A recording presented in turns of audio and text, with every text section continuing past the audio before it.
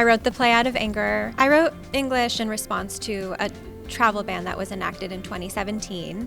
And I'm the proud daughter of 2 Iranian immigrants who speak English as a second language. If you speak with an accent, you are often perceived to be less intelligent, less human,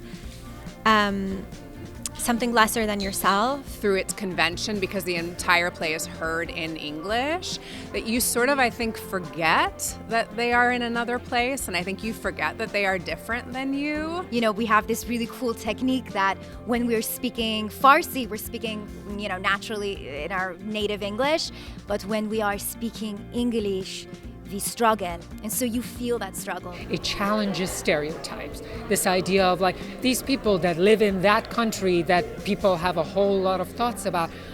Oh my God, they're a sister and a wife and a mother and a grandmother, and they have wants and desires, and they're elegant and they're sassy and they're fabulous. My name is Hadi Tabal.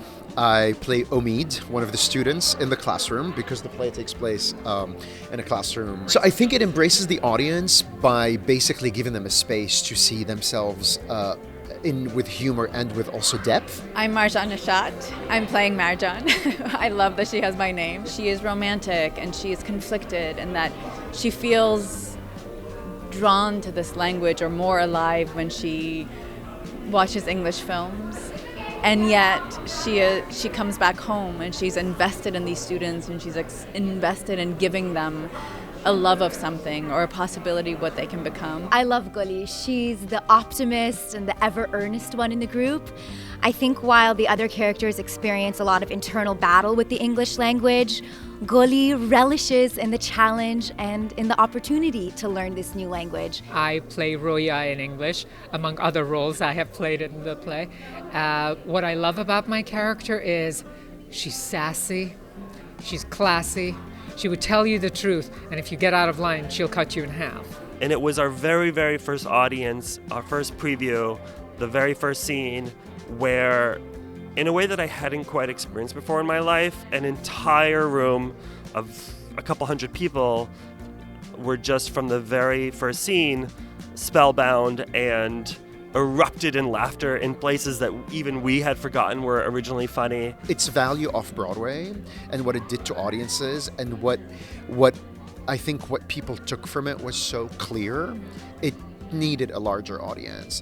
Making this play with them the first time, before any review or award, had already changed me and made me a better artist, a more rigorous artist.